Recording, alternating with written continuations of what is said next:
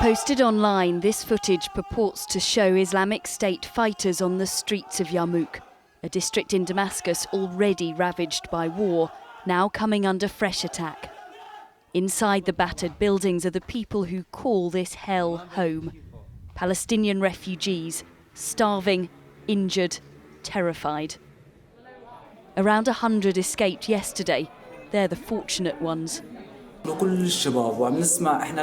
could not see them, but we heard that they are beheading young men, this boy explained. In the last few hours we lived in a real misery, said this young mother. We lost hope to stay alive. Yarmouk is 5 miles south of the centre of Damascus, once home to 170,000 Palestinian refugees. Since the civil war, all but 18,000 have fled.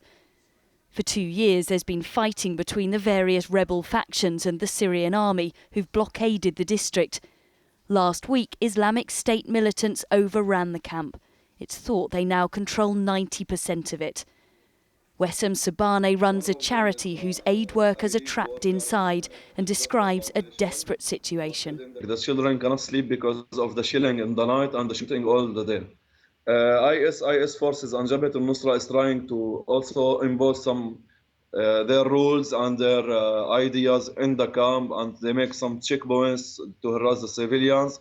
They are used to the misery of war. This image of a seemingly endless queue for food aid was captured last year.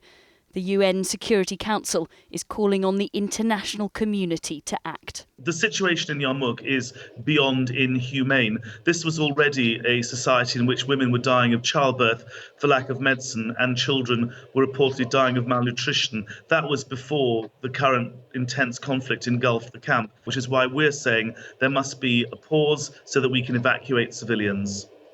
This is the latest chapter in the complex Syrian conflict, and the Palestinians are caught right in the middle. Tessa Chapman, 5 News.